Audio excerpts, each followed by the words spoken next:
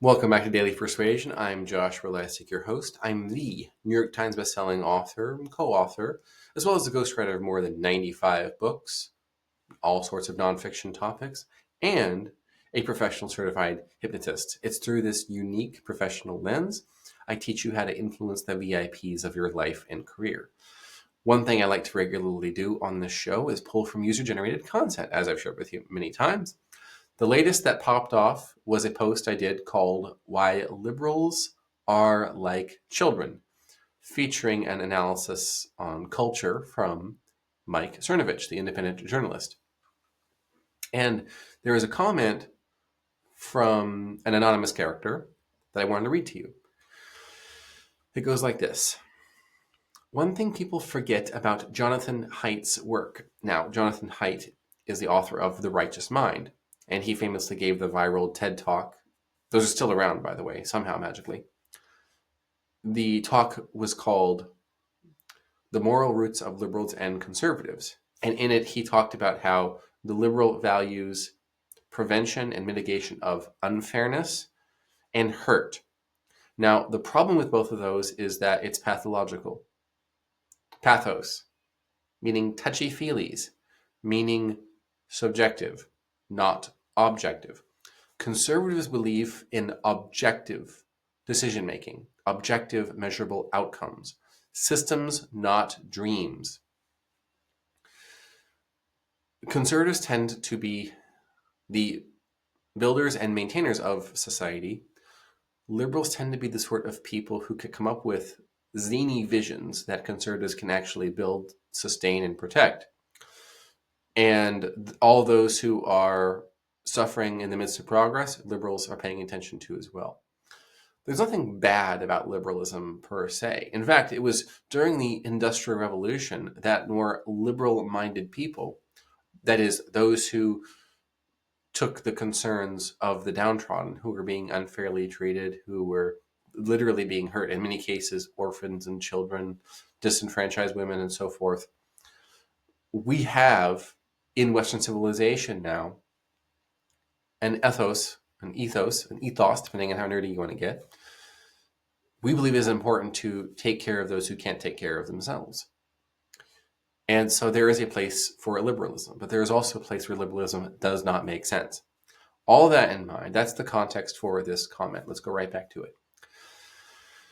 When Jonathan Haidt repeated his experiments on working class liberals, he found that they thought like conservatives. That would be the Blue Dog Democrat types, the sort of family that J.D. Vance came from, the sort of family that, as far as I know, General Michael Flynn, if you're familiar with General Flynn, who was very unfairly treated during the first Trump administration. That's the sort of family he comes from.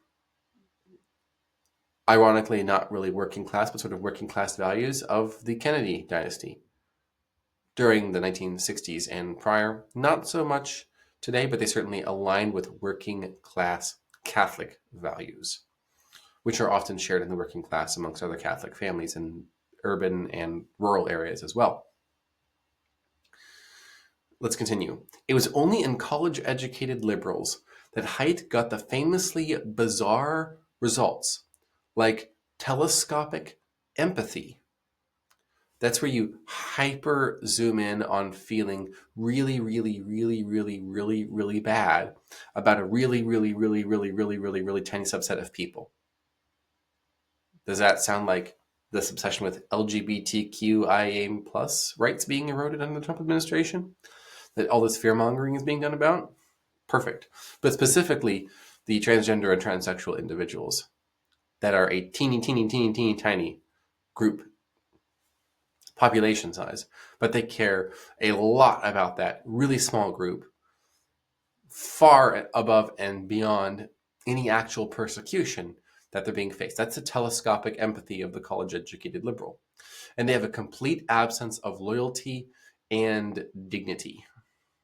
I think this is part of the reason why Trump's populist strategy is so effective. When you say things like, people should be loyal to their own nation before others, that's something 80% of the population agrees with, but the college-educated liberal can't even fathom. The problem with talking to a college-educated individual, and college-educated do skew left, why is that the case? They're not left because they're college-educated. They happen to be both. And the reason is, people who are educated in higher institutions are like Obi-Wan Kenobi in Revenge of the Sith.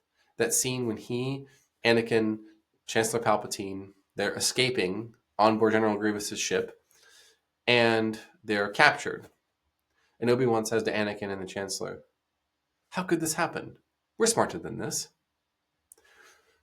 That is the liberals' perspective and responding to fake news that comes from their side. So they watch CNN, they watch MSNBC. They listen to any commentator going off about whatever. And they think, how could I be tricked by fake news? I'm smarter than this. And so they're tricked by the fake news because they think that that couldn't possibly work on them. I think that's true as well. You'll also notice the complete absence of loyalty and dignity. You noticed a lot of people who supported RFK Jr., fortunately not the majority in my opinion, but there were a lot of people who supported him because he was seen as taking away votes from Trump possibly.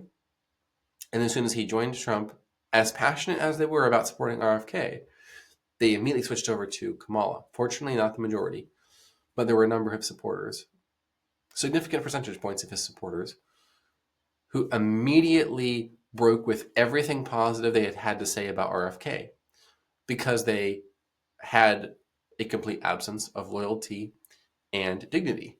And this aligns with Jonathan Haidt's research. It is also what we observe. The point of this video is for you to understand how your affluent liberals think.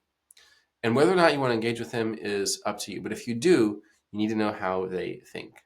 Because you can't persuade someone until you can see how they see you in your efforts to persuade them.